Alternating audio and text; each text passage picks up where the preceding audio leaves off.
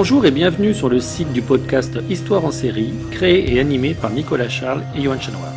Au programme, une analyse des séries d'hier, d'aujourd'hui et de demain par des spécialistes des questions mobilisées par nos shows préférés.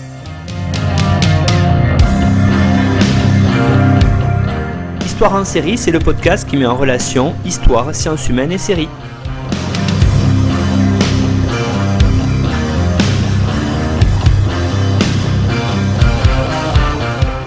Bonjour à tous, on se retrouve dans l'épisode numéro 6 de Histoire en série avec aujourd'hui Julie Pilorget qui vient nous parler de la série documentaire qui est sortie sur Netflix en 2019, Grégory. Alors Julie est agrégée d'histoire, elle est enseignante à la fois dans le secondaire et à l'université. Elle est docteur en histoire, elle a travaillé notamment sur le genre et est d'ailleurs à ce titre membre de l'association Mnémosine. Bonjour Julie. Bonjour. Donc vous allez nous parler aujourd'hui de cette mini-série documentaire. Alors c'est la première fois qu'on a une mini-série documentaire dans Histoire en série, c'est très bien. Et je suis ravi que vous évoquiez cette série-là. Moi aussi, ça me change un petit peu parce que je suis habituée à faire de la vulgarisation. Moi, j'ai moi-même un festival de films et d'histoire bobine et parchemin puisque je suis également médiéviste et j'ai eu l'occasion d'intervenir sur diverses séries. Mais là, j'avais envie de faire quelque chose d'un peu original. Et en fait, en voyant la série il y a maintenant quelques mois, je me suis rendu compte qu'il y avait quand même beaucoup à dire sur comment a été construit et rapporté ce fait divers par la presse. Alors justement, même si c'est une affaire qui est hyper connue, elle est déjà un petit peu ancienne, alors peut-être pour, les plus jeunes qui nous écoutent, ou en tout cas même pour tout le monde, est-ce que vous pourriez nous revenir un petit peu sur le déroulé des faits, sur l'affaire elle-même ? Alors effectivement, c'est une affaire très connue, celle qu'on appelle désormais l'affaire du petit Grégory. Elle démarre avec l'enlèvement en fait de Grégory Villemain, âgé de 4 ans, le mardi 16 octobre 1984, alors qu'il jouait devant sa maison à l'Épange sur Volonne dans les Vosges. Il disparaît vers 17h30 et cet enfant qui fait partie d'une famille ouvrière, modeste, mais dont les parents ont quand même réussi puisque Grégory, donc est le fils de Jean-Marie et de Christine Villemain, lui est contremaître, ils habitent une belle maison, ils ont un joli petit garçon, lui a une belle femme, et cette réussite a aussi suscité en fait certaines jalousies puisque depuis 3 ans, la famille élargie en fait donc des Villemain et de leurs proches se fait harceler par un corbeau. Le corbeau s'était tu depuis quelques mois lorsque donc survient l'enlèvement de l'enfant, alors que la mère se met à la recherche de l'enfant, tente de le trouver chez sa nourrice ou dans le quartier. Le frère de Jean-Marie Villemain, donc du père, reçoit un appel du corbeau qui annonce la disparition et la mort de l'enfant, qui effectivement sera retrouvé en fait quelques heures plus tard noyé dans la Vologne à 6 km du domicile familial, pieds et poings liés avec un bonnet rabattu sur le visage.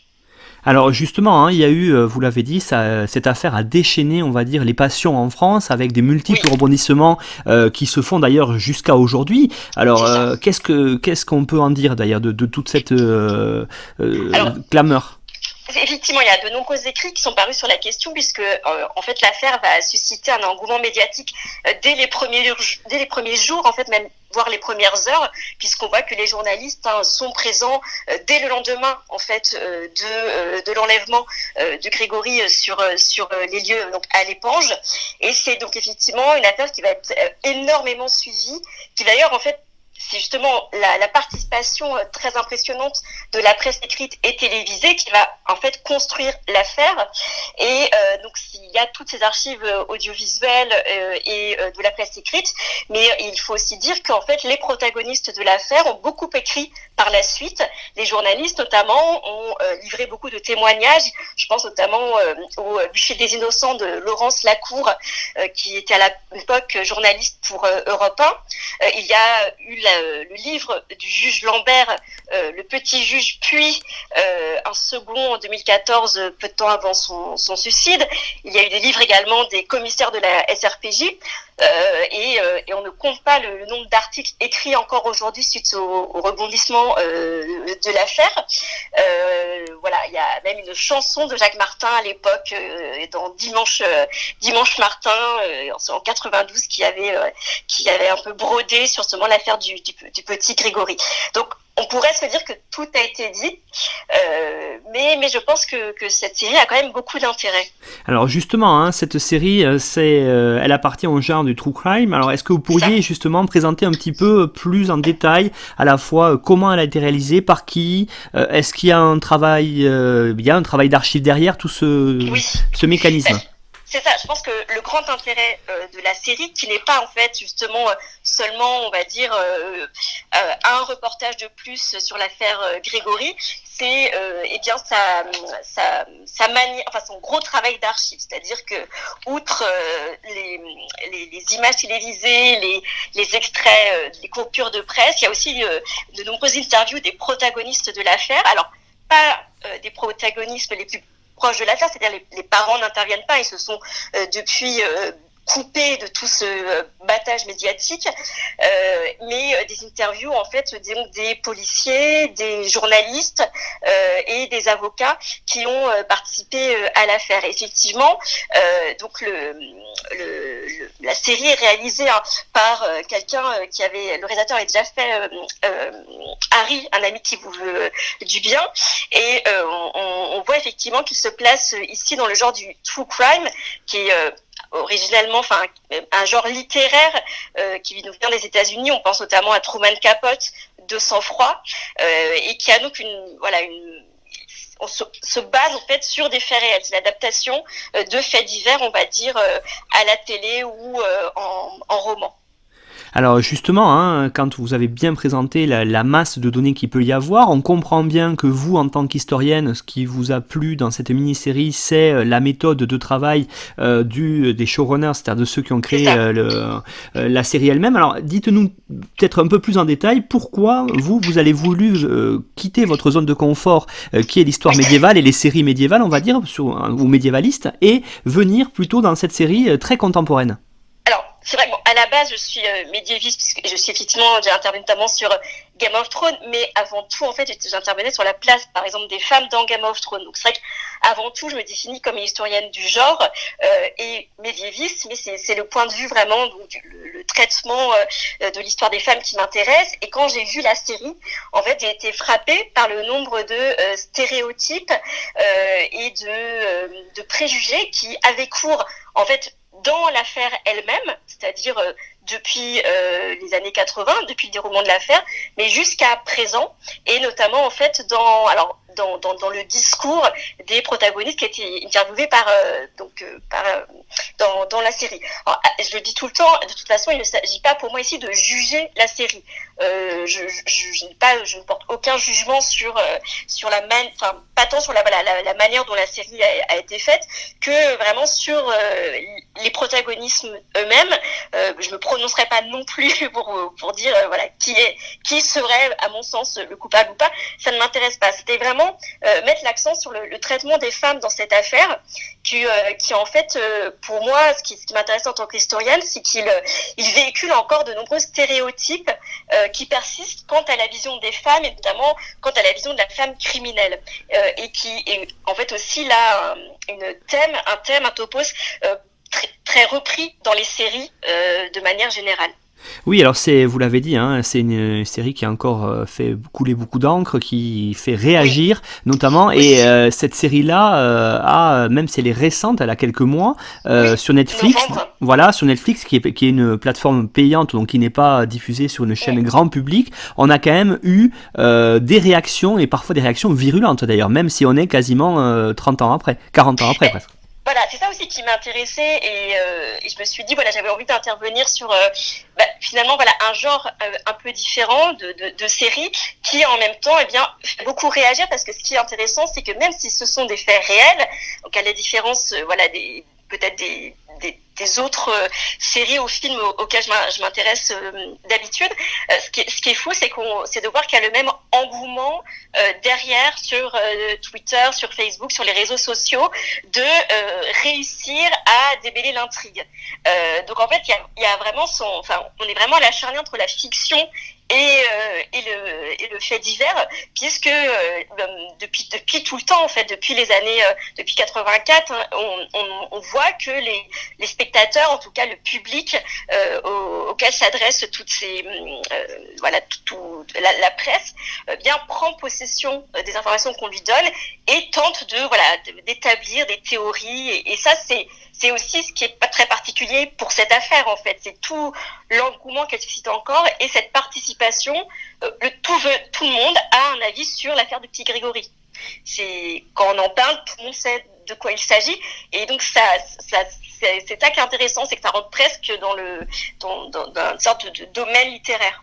Oui, effectivement, hein, elle fait partie des grandes affaires criminelles on peut dire, de l'histoire, ou même du XXe siècle, en tout cas, si on veut recadrer un petit peu. Alors, on a bien compris, vous voulez surtout travailler dans cette émission, non pas sur toute la mini-série elle-même, mais vous intéresser uniquement, j'allais dire, à donc quel est le rôle des femmes, leur perception dans cette affaire-là. C'est ça. En fait, c'est le regard porté sur, on va dire, les protagonistes femmes. Alors, essentiellement Christine Villemain, mais aussi à la marge les femmes de la famille Boll, donc Muriel Boll et sa sœur Marie-Ange. Alors, ce qui m'a vraiment fait réagir, mais comme tout le monde, en fait, c'est les propos tenus, notamment, j'y reviendrai en détail après, mais par le commissaire Carozzi. Donc, il y a un commissaire de la SRPJ qui va être en charge de l'enquête à partir de 85. C'est-à-dire que l'affaire est d'abord gérée par la gendarmerie, donc par les gendarmes de l'Épange sur Vologne, le petit village où a eu lieu le drame, et ça va être repris en fait par la suite, à partir donc quelques mois plus tard, par la SRPJ de Nancy. Et donc ce commissaire qui est interrogé dans la série tient des propos tout à fait déplacés à l'encontre de Christine Villemain, qu'il décrit clairement comme presque aguicheuse, très séduisante, et par la même coupable. Et alors d'ailleurs, la famille Villemain a réagi par l'intermédiaire de leurs avocats à ces propos dans Le Parisien, a réagi très brièvement. Ça a fait couler beaucoup d'encre, hein, notamment là encore sur les réseaux sociaux, dans la presse. Ces propos qui avaient été tenus notamment donc, par ce commissaire, mais aussi par d'autres, notamment par le juge qui est aujourd'hui décédé, le juge Lambert, parce qu'il s'est suicidé en 2017, si je dis pas de bêtises, ou enfin en tout cas assez récemment. Et je me suis dit, mais ce qui est fou, c'est au-delà en fait on va dire de l'horreur de ces propos, c'est que ça s'ancre dans dans une trame beaucoup plus ancienne de la figure de la femme criminelle. Et en fait, au cours de ma thèse, moi qui portais sur la place des femmes dans l'espace public à la charnière des époques médiévales et modernes, j'ai travaillé sur la figure en fait de la criminelle, de la prostituée et donc de la sorcière qui advient en fait à la fin du Moyen-Âge. Et c'est en voyant cette série, j'ai eu plein d'échos à mes lectures et mes travaux sur la vision de la femme criminelle au travers de l'histoire, qui en fait malheureusement n'a pas beaucoup évolué. Oui, donc vous nous dites que ces clichés qui sont anciens, hein, qui ont plusieurs centaines d'années, on les retrouve encore dans notre époque contemporaine, hein, il y a 40 ans de ça. C'est ça, il y a 40 ans, et il y a même quelques mois de ça, puisque certains reviennent sur leurs propos. Alors c'est vrai que ce soit dans la peinture, la fiction, dans la littérature, on voit toujours que la représentation de la femme criminelle est très ambiguë, très compliquée, et que les clichés affectent encore largement les représentations actuelles des femmes criminelles. Et il existe encore cette idée selon laquelle il y aurait une nature féminine qui serait plus éloignée du crime, et en même temps une différence entre des crimes dits féminins et des crimes masculins. Et c'est ça, moi, qui me frappe, en fait, c'est cette persistance en fait, de l'ontologisation ou de l'essentialisation de la femme, à savoir qu'il y aurait des crimes de femmes, une femme criminelle par essence. Oui, alors justement, hein, vous avez évoqué les personnages un petit peu, on va y revenir un peu plus tard, plus en détail, mais la femme, depuis longtemps, hein, depuis au moins le Moyen-Âge, voire peut-être l'Antiquité, a une perception qui oscille à la fois entre la fragilité, la féminité, mais aussi parfois la tentation. C'est ce que vous êtes en train de nous dire, par exemple, avec Christine Villemain, qui était plutôt tentatrice, alors que Muriel Boll, par exemple, c'était plutôt la fragilité. C'est ça. Alors on retrouve effectivement souvent ces deux côtés. J'aime bien revenir par exemple sur l'étymologie du terme violence. La violence est on va dire étymologiquement est masculine, puisque violence est construit sur le préfixe vis qui a donné également viril. Donc la violence étymologiquement appartient aux hommes. Toutefois, lorsqu'on revient sur les conceptions anciennes de l'homme et de la femme, les théories notamment de Galien, la théorie des humeurs, on a tendance à associer l'homme au sec et donc au froid, donc c'est-à-dire à la raison et au contrôle de soi, alors que la femme va être du côté du chaud et de l'humide et donc du côté des passions. Et d'ailleurs, si on pense aux premières grandes femmes de l'histoire, que ce soit Pandore, Lilith ou Ève, ce sont des femmes dominées par leurs passions, des femmes criminelles et souvent nocives. Et donc on a toujours eu en fait et notamment dans la justice médiévale que je connais en particulier, cette idée un peu étrange selon laquelle la femme est quand même un être faible de sens, qui ne possède pas toute sa raison et qui ne peut pas être considérée comme totalement responsable de ses actes et qui doit toujours être placée sous la tutelle d'un homme, d'une famille. Et c'est clairement, par exemple, le cas ici de Muriel Boll, qu'on présente comme ne sachant pas trop ce qu'elle raconte, que finalement, elle avait dénoncé son beau-frère Bernard Laroche, mais en fait, elle s'était trompée, on l'avait forcée, sa famille l'a remis dans les droits chemins, alors que, Christine Villemin, c'est la femme, au contraire, que l'on sent, un peu trop sûre d'elle, sûre de soi, et à qui on va reprocher, d'être à la fois trop froide et en même temps trop sensuelle, trop jolie, et on va en faire la figure de la tentatrice et de la femme infanticide. Et à partir du moment où en fait on identifie une femme comme étant de ce côté de la barrière, c'est-à-dire de cette femme qui en fait trahit sa nature, et notamment le crime de l'infanticide, puisque en fait Christine Villemin va être accusée d'être l'autrice du meurtre de son enfant. À partir du moment où on voit que la femme passe de l'autre côté, c'est-à-dire qu'elle commet un crime contre nature au sens de sa nature féminine, c'est-à-dire que la nature de la femme étant de mettre au monde des enfants. À partir du moment où elle ôte la vie, où elle verse le sang alors qu'elle est censée donner la vie, on a au contraire un déchaînement réel contre ces femmes. Et ça se remarque très bien dans l'histoire, notamment au travers des châtiments qui leur sont imposés, c'est-à-dire que souvent on parle de ce qu'on appelle la judicial chivalry, c'est-à-dire la sorte de justice chevaleresque qui voudrait que les femmes étaient moins condamnées parce que considérées comme moins responsables de leurs crimes, à l'exception des femmes parricides ou qui commettent un infanticide, où là, très tôt, on a eu des peines capitales d'une extrême violence, voire même plus violente que pour certains hommes. Et donc c'est ces deux facettes que je trouve qu'on retrouve bien dans le documentaire, dans le traitement de l'affaire par les médias aussi, entre deux pôles de la femme criminelle. Alors justement, ce qui est très intéressant dans ce que vous nous dites là, et qui est très intéressant dans le cadre de l'histoire des mentalités aussi, c'est de voir que à la fin du XXe siècle, on a des cadres mentaux qui n'ont pas évolué, avec, comme vous le dites, parfois même un certain acharnement de certains hommes. Donc on est finalement quelque part dans une sorte de paternalisme, pourquoi pas ? Voilà. Alors ça, effectivement, je pense qu'on peut tout à fait employer le terme. Il y a d'ailleurs eu des écrits, parce que c'est intéressant de voir aussi quand même que cette affaire, qui maintenant est devenue une série, mais et donc tous les livres qui en sont issus ont produit aussi des analyses scientifiques, donc de la part de chercheurs, et il y avait notamment une étude sur en fait le nombre de femmes journalistes. C'est vrai qu'on est quand même dans un milieu dans cette affaire qui est très masculin, qui est quasi uniquement masculin, c'est-à-dire que le milieu judiciaire, à part une avocate qui apparaît un peu sur le tard, qui donc est l'avocate des Villemin, ce sont d'abord des hommes, c'est-à-dire ce sont deux juges qui seront en charge de l'affaire, c'est le juge Lambert puis le juge Maurice Simon. Ce sont des avocats hommes, ce sont des journalistes, des gendarmes d'abord, on va dire des gendarmes et de la SRPJ, donc des policiers hommes. Et pour les journalistes, en fait, il n'y a que 3 femmes qu'on retrouve vraiment impliquées dans l'affaire.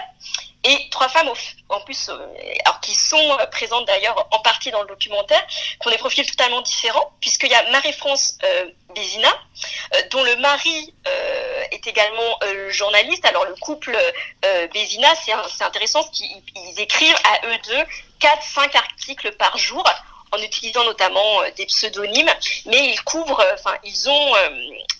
vraiment une grosse partie de l'information.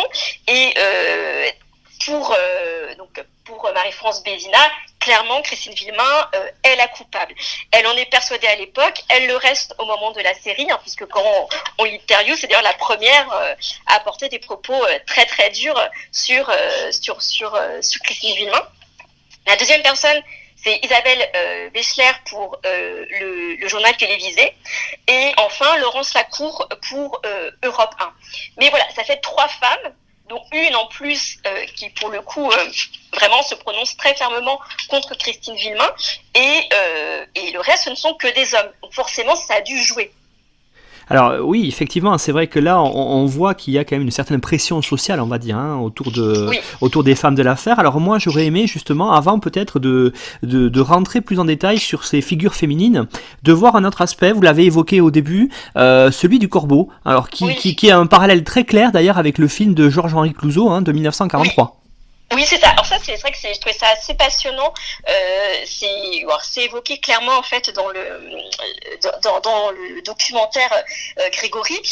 Effectivement, en fait, le terme même de corbeau, donc puisqu'il y a pendant toute l'affaire et donc pendant toute la série, en fait, on cherche à savoir qui est le corbeau, puisque on pense que c'est le corbeau qui.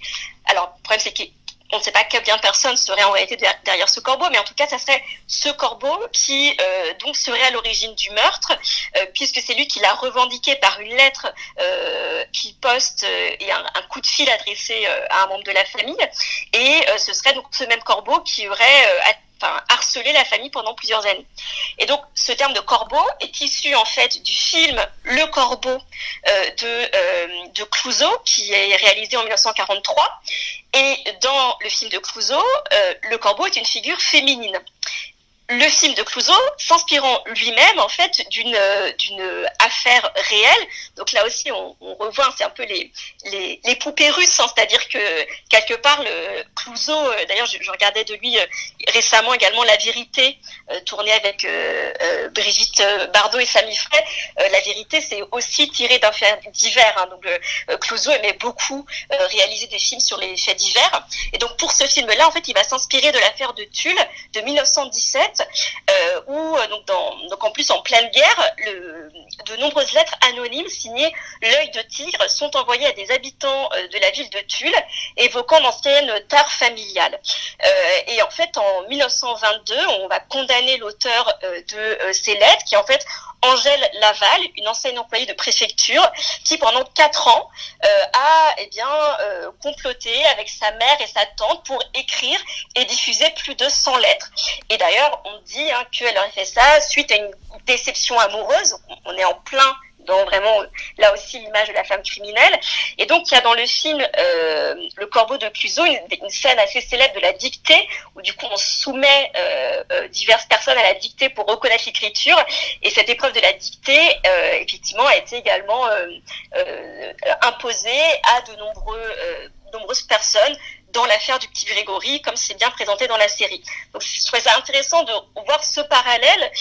Probablement qu'on s'est aussi acharné sur ces figures féminines, en étant influencé par aussi tout cet imaginaire. Je pense que sans s'en rendre compte, même clairement, les avis les images qu'on forge, les coupables qu'on forge,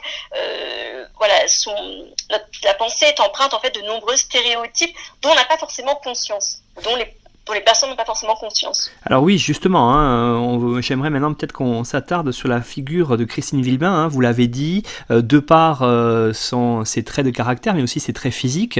Elle a été perçue dans l'imaginaire collectif dès 1984 comme la coupable idéale.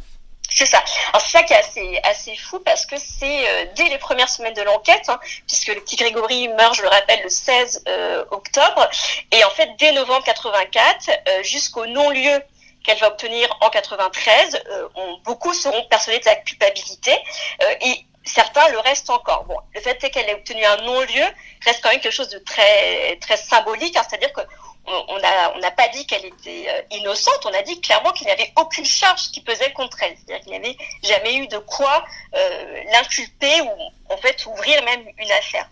Mais cela n'empêche effectivement que pendant du coup presque 10 ans, pendant 9 ans, elle va être au centre vraiment d'un battage médiatique. Elle sera traitée de tous les noms, de salope, de sorcière,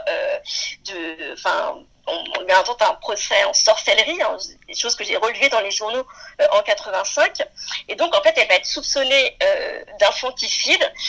L'infanticide, en fait, qui est le crime de femme par excellence. Et donc, on voit que, voilà, la figure de Christine Villemain convoque plusieurs clichés de la femme criminelle, celui notamment, pour commencer, de la sorcière. Alors oui, justement, hein, c'est ce que j'allais vous interroger là-dessus, vous l'avez évoqué. Alors, par rapport à vos travaux à vous, médiévistes, qu'est-ce que vous voyez comme parallèle à la fois dans sa figure elle-même, puis dans la façon de la traiter, de traiter l'affaire par rapport à des affaires que vous avez pu étudier, qui se sont déroulées à la fin du Moyen-Âge ? Voilà, alors, la chose qu'il faut tout de même préciser, parce que c'est malheureusement on associe les sorcières au Moyen-Âge, mais en réalité c'est à l'époque moderne que se passe la chasse aux sorcières.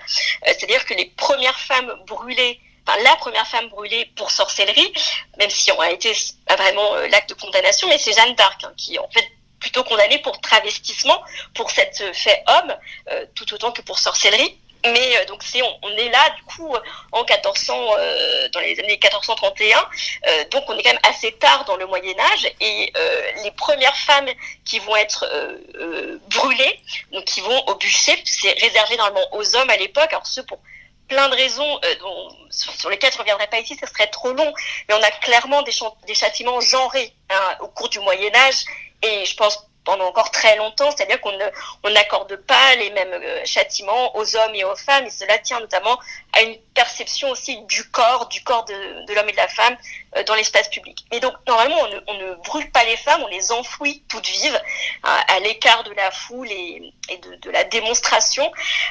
Et donc, les premières femmes qui vont être brûlées à partir des années 1430-1440, ce sont des femmes soupçonnées notamment d'infanticide ou de sorcellerie. Même si, là encore, comme je le disais, il faut vraiment attendre le XVIe et le XVIIe siècle pour voir se déchaîner l'affaire la chasse aux sorcières. Mais ce qui est intéressant de voir, c'est que ces termes ont été repris par de nombreuses personnes dans l'affaire. C'est-à-dire que l'un des protagonistes essentiels dans l'affaire, qui est le juge Lambert, qu'on qualifiera de petit juge en raison de son incompétence, en tout cas son manque d'expérience, surtout, on va dire, dans le domaine, puisqu'il est un très jeune juge à l'époque, qui commet plusieurs erreurs, ça sera reconnu, mais donc lui-même évoquera, donc dans un livre qu'il fait paraître en 87, après en fait avoir pris une année sabbatique, au moment où donc l'affaire est reprise par un autre juge, il écrit ce livre, Le Petit Juge, en prenant, on va dire, renversant le surnom qu'on lui avait donné.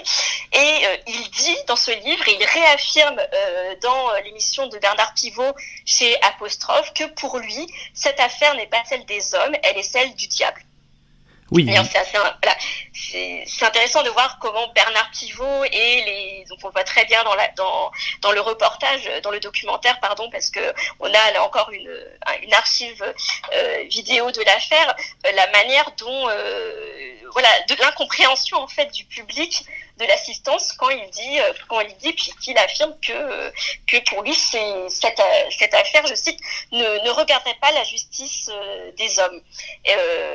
Et je lancerai ici, on va dire, qu'une petite perche, parce que ça serait là encore assez compliqué à développer, mais certains ont mis en lien en fait les recherches d'une anthropologue qui a connu un grand succès en fait dans les années 80-90, qui est Jeanne Favret-Saada, qui a travaillé sur la sorcellerie contemporaine, donc dans les années 80, notamment en Mayenne.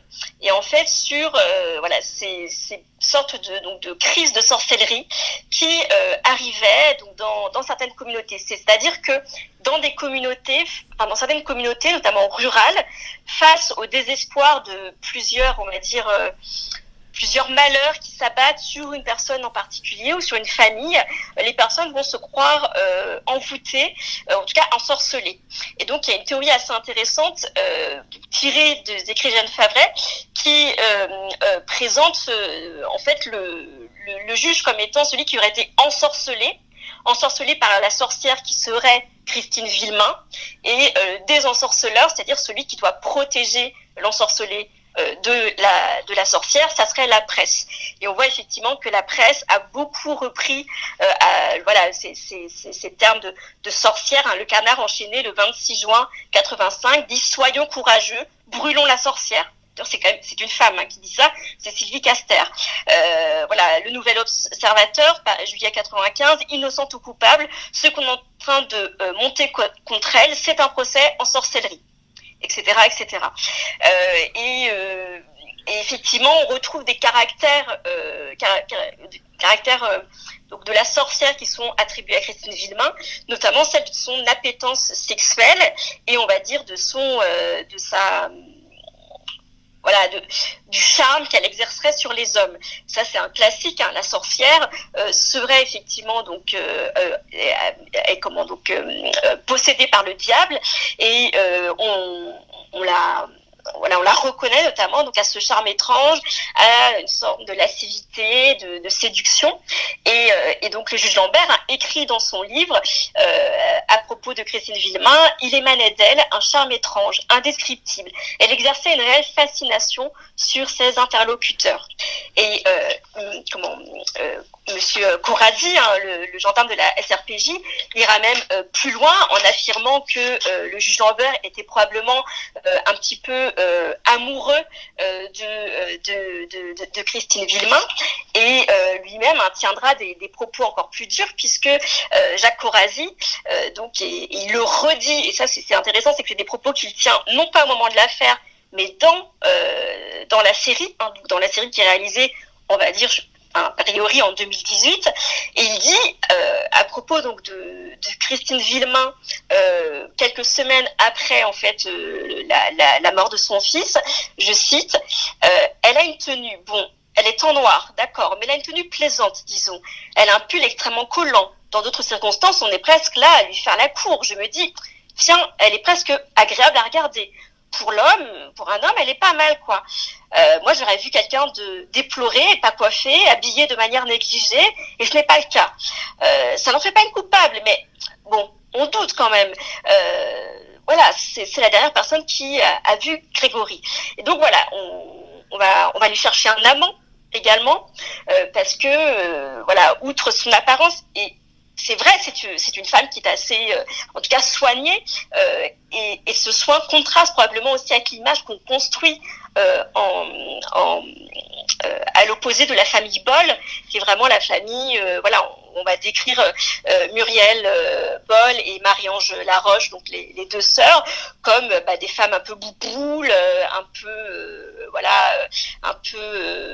fortes, où jamais ne seront employés des termes au contraire féminins. Et donc Christine Villemain en fait tombe enceinte quelques mois après la disparition, le crime, et donc là aussi on va lui dire que forcément pour tomber aussi rapidement enceinte, ça ne peut être qu'une femme lascive, attirée par qui ne pense qu'à la sexualité, et puis elle aurait fait ça aussi pour se protéger, pour ne pas aller en prison. On la croit folle aussi, on essaye, comme on ne trouve pas d'explication valable, on va lui faire passer un test psychiatrique, on veut la faire passer pour folle. Alors oui, justement, hein, ça c'est très intéressant et le parallèle que vous faites avec Jeanne d'Arc est tout à fait aussi valable, hein, puisque ce sont Oui, des rappels que l'on fait, que les hommes font à ces femmes-là, la sexualité, la c'est folie, ça, et on exactement. le retrouve effectivement dans le traitement qui est fait dans cette série documentaire. Alors j'aurais aimé maintenant que vous développiez un petit peu en disant pourquoi on l'a accusée à elle en disant c'est un crime de femme. Oui, alors ça c'est quelque chose qui m'a fait bondir aussi sur ma chaise quand j'ai regardé la série, parce que qu'on réutilise cette idée de crime de femme et de crime d'homme en plus, hein, notamment c'est donc Marie-France Bézina, donc je disais, qui est mariée à Jean-Michel Bézina et qui voilà qui a la tête, qui sont à la tête en fait de presque 8 ou 9 journaux, donc qui produisent énormément. Et donc, c'est la première à dire c'est évident que c'est un crime de femme. Terme qui s'est repris à nombreuses reprises, notamment le médecin légiste de Nancy, le professeur Rennes, qui va examiner le corps de Grégory, dira c'est un crime de femme. Alors, pourquoi? Explication, eh bien parce que on remarque, on relève le calme et la sérénité du visage de Grégory. Donc forcément, puisque donc alors, on ne sait pas dans quelles conditions est mort Grégory. Hein.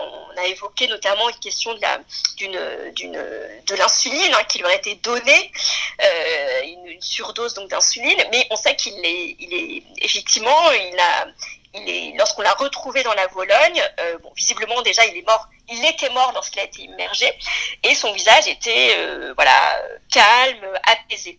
Et donc forcément on se dit que la dernière personne qu'il a vue doit être du coup sa mère, qui l'a apaisé, il ne s'est pas méfié.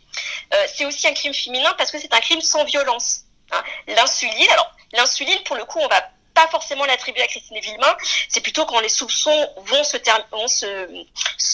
s'orienter vers les Bols et la famille Laroche qu'on va réutiliser la question de l'insuline.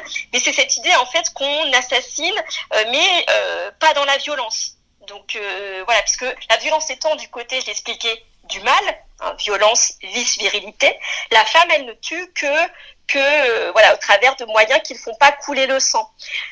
Troisième chose, c'est qu'elle tue un mâle. Elle tue un fils. Et donc, on tue l'enfant mâle pour se venger du mâle qu'est le mari. Et là, clairement, on retrouve l'association avec la figure de Médée, de Ripide, donc Médée qui tue les enfants de Jason, hein, avant tout. C'est-à-dire qu'elle ne tue pas tant ses enfants que ceux de son mari, donc tout en le laissant lui en vie pour souffrir. Et on retrouve beaucoup ça dans la tragédie grecque, hein, qui évoque ces questions donc il y a Agrippine aussi, enfin de la femme criminelle. Alors, on fait souvent aussi de cette femme criminelle infanticide, en tout cas dans la tragédie, une étrangère.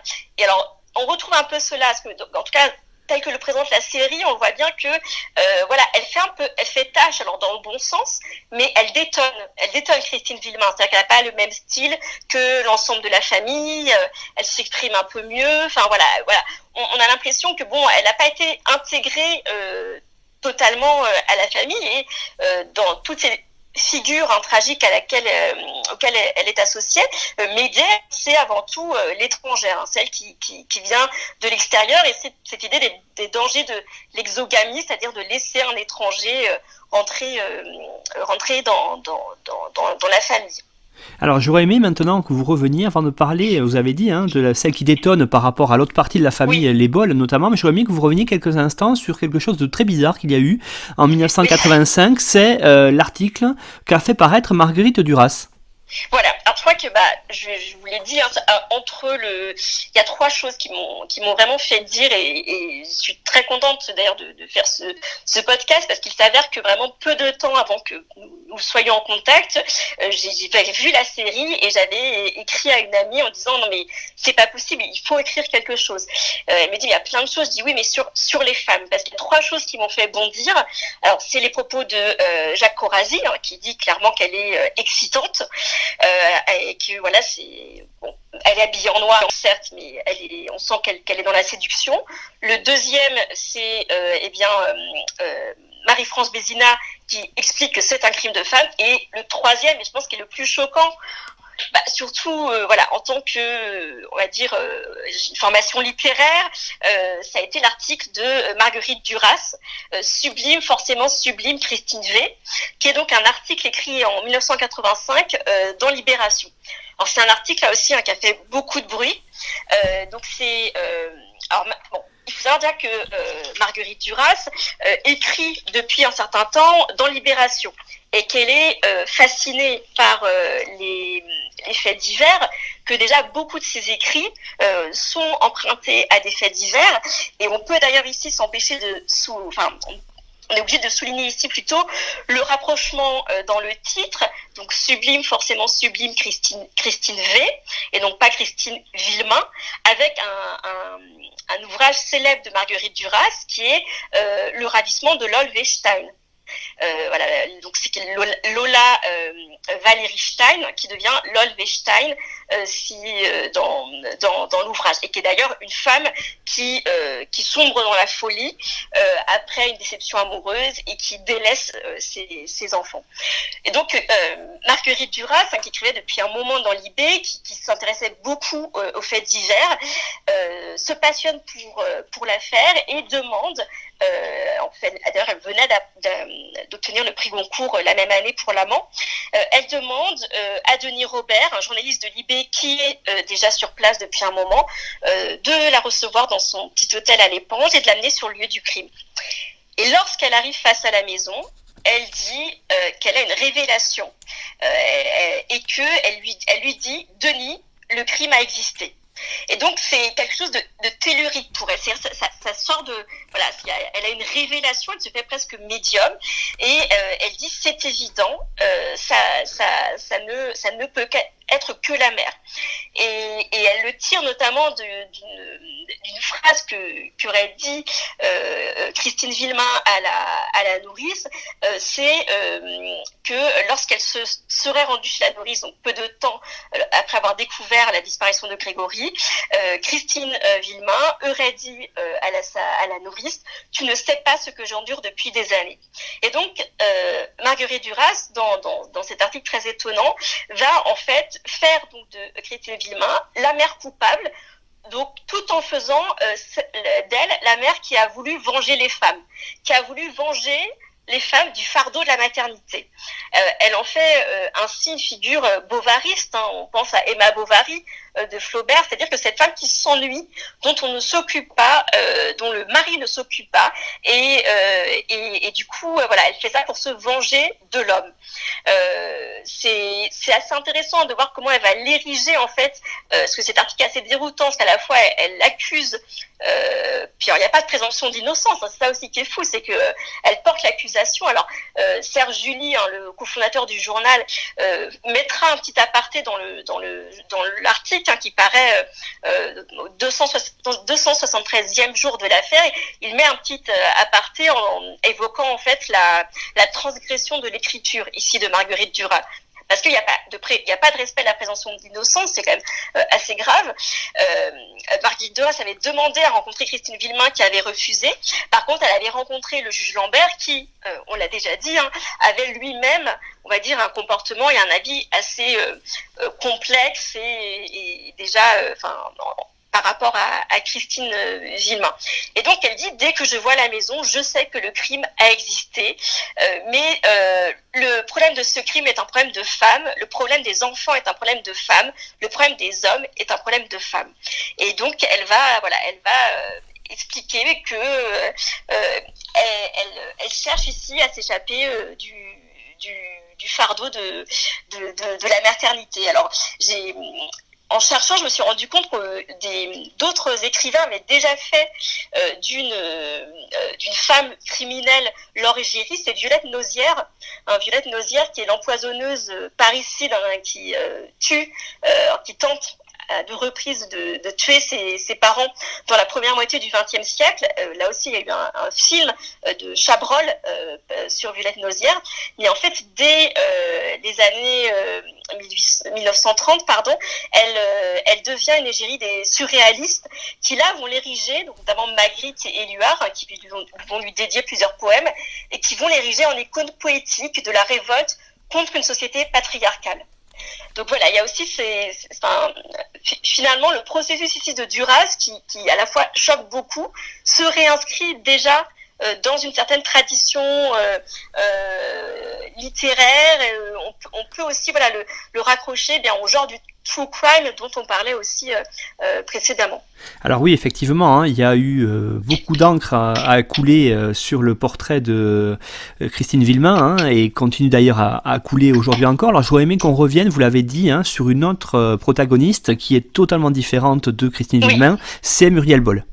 Voilà, alors elle est, je pense que si je aussi parler longuement de Christine Villemain, c'est qu'aussi elle est très présente dans le documentaire. J'ai malheureusement pas eu le temps de chercher plus en avant des informations sur Muriel Boll, parce qu'elle a écrit notamment. Alors, Christine Villemain a écrit ses mémoires, mais d'ailleurs des mémoires qui étaient très instrumentalisées. Là, c'est clairement ses avocats qui essayaient aussi de retirer un peu d'argent probablement de l'affaire. Mais Muriel Boll a également écrit, semble-t-il peut-être davantage de son propre chef, un témoignage récemment sur toutes les souffrances qu'elle a subies dans l'affaire. Donc je rappelle brièvement que Muriel Boll est en fait la sœur de Marie-Ange Boll, mariée à Bernard Laroche. Donc c'est une famille cousine par rapport aux Villemain, et donc Bernard Laroche est celui qui va être suspecté en premier d'avoir enlevé Grégory, donc serait l'auteur de l'enlèvement. Parce qu'il y a tout un problème en fait aussi sur la façon dont s'est passé l'enlèvement, puisque par exemple Marguerite Duras dira ce n'est pas possible que l'enfant ait été enlevé parce que la maison est exposée à la vue de tous, et comment se peut-il qu'une femme ait laissé son enfant jouer sans surveillance devant la maison, et donc certains diront pour cette raison que c'est évidemment la mère. D'autres mises en scène par la suite démontreront que c'était impossible.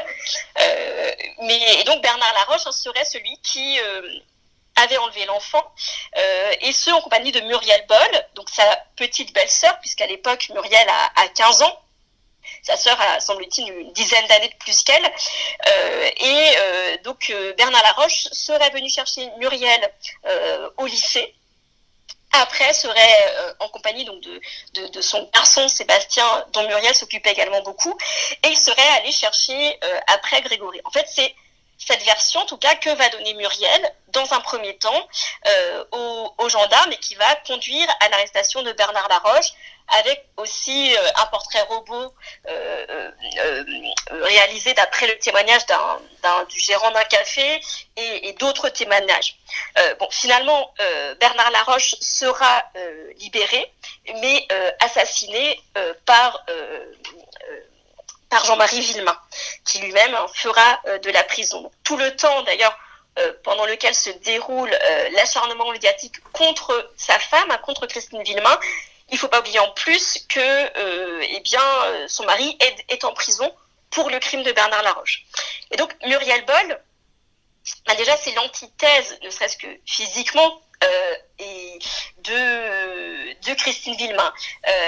C'est une jeune femme avec une jeune fille même, qui a donc on parle de tignasse rouge déjà, donc tignasse rousse, les yeux verts, taches de rousseur. Elle a un côté, je dis presque Fifi Brin d'Acier, c'est-à-dire elle est vêtue d'un sweat, et donc on la présente vraiment dans la presse, en tout cas la série reprend bien cela. On la présente clairement comme une actrice passive du drame, à qui d'ailleurs on doute de sa capacité mentale, parce qu'elle était en classe de transition, et on va quand même aller supposer que elle n'a pas tous ses esprits, qu'elle n'est pas capable véritablement de s'exprimer seule, ce qui visiblement n'est absolument pas le cas. Elle l'aura démontré par la suite de son histoire. Et il y a plusieurs surnoms qui lui sont attribués, qui reviennent au cours de l'affaire. On la prénomme Bouboule, par exemple. Donc Bernard Laroche la prénomme Bouboule, d'autres la prénomment Poil de carotte, la grosse. Donc elle rassemble vraiment tous les critères de la femme faible, non désirable, en antithèse de la figure qu'on construit de Christine Villemain. Oui, effectivement, hein, c'est totalement opposé. Alors justement, est-ce que c'est pas aussi parce que elle est une femme qui paraît à la fois faible mais qui n'a pas toutes ses capacités mentales que on va l'accuser du crime? Alors on va pas accuser Muriel Boll du crime, mais parce qu'elle n'est jamais accusée du crime, mais en fait on va la soupçonner d'avoir menti sur ce second témoignage, parce que ce qui se passe, et alors là on rentre dans les nombreux problèmes vices de forme de l'affaire, c'est que donc elle est interrogée. Il y aura d'ailleurs après un jugement émis d'ailleurs à l'encontre de sa première audition. C'est que voilà, elle est interrogée la première fois dans des conditions effectivement qui visiblement n'étaient pas très claires, en tout cas pour une jeune fille mineure. Et surtout, on va reprocher en fait aux gendarmes de lui avoir soutiré des aveux. Et donc une fois qu'elle a fait ses aveux, elle est renvoyée chez elle parce que le juge n'a pas le temps de la voir tout de suite. Et après être retournée chez elle, notamment auprès donc de Marie-Ange et Bernard Laroche qu'elle venait de dénoncer quand même voilà, pour le meurtre de petit Grégory, et bien bizarrement 3 jours plus tard ou 2 jours plus tard, je ne sais plus, elle revient sur son témoignage et lui dit non, on m'a forcé à parler. Donc en fait voilà, on va jamais dire que Muriel est l'auteur du crime, parce que bon, en plus elle a 15 ans, mais la question c'est de savoir est-ce qu'elle a assisté ou est-ce a priori on pense qu'elle aurait assisté à l'enlèvement du petit Grégory, ou elle serait des choses, notamment avec l'insuline, elle serait des choses sur les, en tout cas l'entourage, les personnes qui seraient dans l'entourage on va dire de l'auteur du crime. Donc et justement ce revirement de situation fait qu'on va accentuer l'image de la fille qui ne sait pas vraiment ce qu'elle raconte, qui est très influençable, qui est passive. Et on va dire, c'est vrai qu'en plus, et là on voit bien en fait comment le jugement aussi esthétique, je pense, rentre en jeu, quoi. C'est-à-dire que voilà, la figure de la rousseur, bon, même s'il y a une exposition à Paris récemment au musée Jean-Jacques Henner sur le roux, comme voilà la couleur aussi de la séduction, de la femme séductrice, faut pas oublier que le roux à la base c'est la couleur associée à Judas, c'est la couleur, c'est pas forcément au Moyen-Âge par exemple, et pendant très longtemps au cours de l'histoire, c'est une couleur qui est celle des prostituées qui se teignaient en roux. Enfin, c'est une couleur qui est plutôt aussi du côté du crime, en tout cas qui n'est pas claire, qui n'est pas franche. Et c'est vrai que voilà, on sent que bon, elle n'était pas très bien intégrée à l'école. Voilà, il y a tout concorde pour en faire voilà quelqu'un dont on doute et qui effectivement est sous l'influence d'autres personnes coupables. Alors oui, justement, hein, j'allais revenir sur l'importance de la couleur. Hein. C'est vrai que ça a longtemps été le roux un repoussoir, et donc l'idée en plus de l'associer à une figure qui a l'air plutôt effacée, plutôt en retrait, qui n'a pas ses capacités mentales, ça fait d'elle quelqu'un que l'on soupçonne. Véritablement, en tout cas, ou soupçonner de ne pas dire la vérité totalement. Voilà, c'est ça. Alors, j'aurais aimé maintenant, pour, j'allais dire, conclure, que vous nous disiez en quoi, je pense qu'on l'a quand même bien compris, mais en résumé, qu'est-ce que l'on peut trouver dans cette mini-série Netflix véritablement sur cette affaire?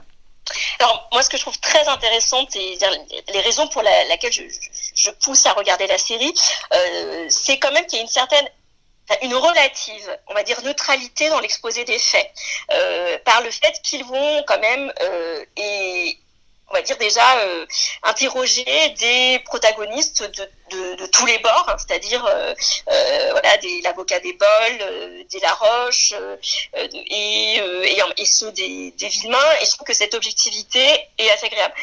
L'utilisation des archives, et en fait, ne serait-ce que aussi voir comment la presse et comment les journalistes ont fait l'affaire, tout autant que les protagonistes en fait. Et ça, c'est aussi intéressant de voir comment, il faut aussi penser à la chronologie, et bon, là je me suis concentrée sur l'histoire du genre, donc ça je pense que j'ai pas besoin d'y revenir en conclusion, mais il faut pas oublier qu'on est dans les années 80, à un moment la télévision prend beaucoup de place, de plus en plus de place dans les foyers, et voilà, comment aussi cette affaire, le tapage médiatique va peut-être nuire à l'affaire, enfin probablement nuit aussi à l'affaire et à sa non-résolution. Donc comment les journalistes, qui sont aussi d'ailleurs beaucoup interrogés par la suite, ont pris part à ce procès. Et après, ce qui est assez intéressant, c'est aussi en termes sociaux, c'est-à-dire que cette opposition, alors du point de vue des figures féminines entre Muriel et Christine, on peut aussi l'élargir à l'ensemble de la famille. C'est-à-dire qu'il y a aussi un petit côté voyeur où on a un peu tout réuni pour le crime parfait, c'est-à-dire qu'on a un milieu rural préservé dans une France qui, dans les années 80, est quand même une France, celle de la fin des 30 glorieuses, mais quand même une France du progrès. Et là, on a l'impression de revenir un peu dans cette France profonde il y a un petit côté, je trouve, sociologiquement intéressant de voir comment est-ce qu'on construit une affaire avec les préjudices sociaux, avec la presse et avec aussi tous les problèmes de classe et notamment pas la misogynie, mais en tout cas le côté très masculin des personnes qui vont être juges et parties de l'affaire. Merci Julie en tout cas pour votre travail sur cette série Grégory. Vous avez résumé en grande partie les objectifs du podcast Histoire en série, qui est de passer au filtre des sciences sociales les séries. Et là, je pense que les auditeurs ont très très bien vu comment vous avez appréhendé cette série, notamment par l'histoire du genre, mais pas que. Et je rappelle d'ailleurs que Mnemosyne, dont vous êtes la trésorière, je crois, la secrétaire, fait met en avant l'histoire du genre et on est heureux d'être partenaire là aussi de Mnemosyne pour ce podcast. Voilà. Donc Julie Pilorget, de rien. On vous remercie beaucoup pour votre intervention. On rappelle que les auditeurs peuvent suivre l'actualité d'Histoire en série sur le fil Twitter. Donc c'est @HistoireSérie. Je vous remercie Julie, c'était très intéressant et je vous dis à bientôt. À bientôt. Merci beaucoup.